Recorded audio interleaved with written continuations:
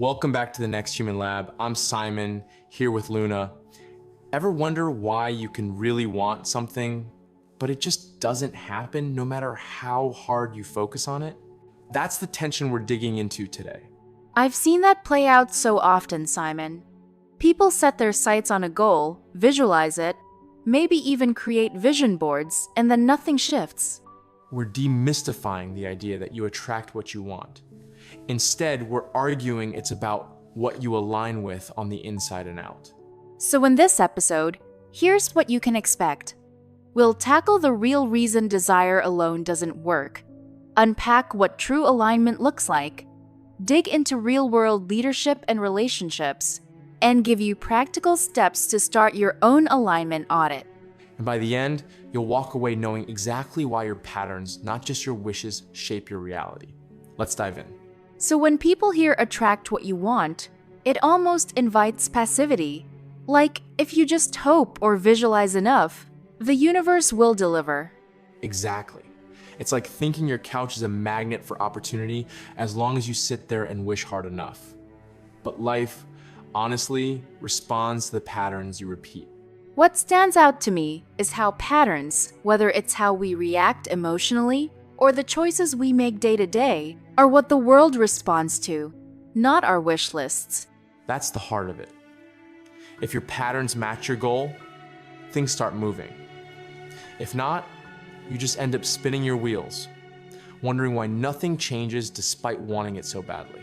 There's this misconception that desire is the magic ingredient. But you see two people with the same dream, one moves forward, the other stalls out. That gap is alignment. Yep, desire points you in a direction, but it's like wanting to travel without a car. Alignment is the vehicle. It's what actually gets you moving. And if your patterns, how you act and think every day don't match up with what you say you want, the patterns always win. Not because you're lazy or unlucky, but because the system isn't working together. Let's break it down. Identity, behavior, emotional state, and consistency. If even one of these is off, there's friction, and the outcome stalls. Makes me think of leadership at work. Someone says they want a promotion, but if they avoid tough conversations or shy away from decisions, that's not aligning with a leader's role. Exactly. Leadership is a pattern, not a job title. You step into it by behaving, deciding, and relating like a leader, long before the title shows up. And relationships are no different. You can wish for a calm, healthy partnership, but if your habits are defensiveness, avoiding honesty, or holding on to resentment, those are the patterns your relationship will mirror. It's almost like relationships just reflect back the alignment you bring, whether you realize it or not. The emotional piece is huge. If someone's default is fear, they'll keep picking safety over growth. If it's insecurity, they look for constant reassurance. And that emotional baseline drives almost every decision. That's why emotional maturity isn't just nice to have, it's fundamental for real change. People often try to hack outcomes with a burst of motivation, but it fizzles. Real change comes from small, steady actions repeated over time. That's how alignment actually sticks. I love your example about going for regular walks instead of waiting for a big breakthrough. It's those tiny, repeated choices that quietly reshape identity and make new patterns possible. Let's get practical. If you want to check your alignment, ask yourself, what do I want? What identity would create that? What behaviors support it? And what emotions might trip me up? And don't sugarcoat the answers.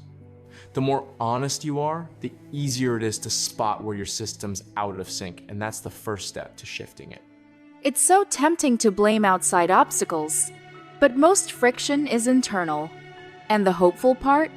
You can change those internal patterns gradually, one step at a time.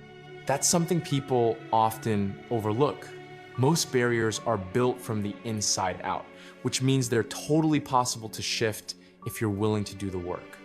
All right, before we wrap up, let's pull out 3 key takeaways. 1, Wanting something is just the starting signal. Alignment is what moves the needle. 2. Your daily patterns, identity, behavior, emotions, and consistency are what shape your results, not just wishful thinking. And 3. Steady, small actions do more for long-term change than bursts of excitement. Consistency quietly builds the life you want. If you do one thing after this episode, try the alignment audit questions for yourself. Honest answers reveal where to start adjusting. Next time, we're digging into identity, why it's the foundation under all transformation. Thanks for listening to the Next Human Lab podcast. See you next episode.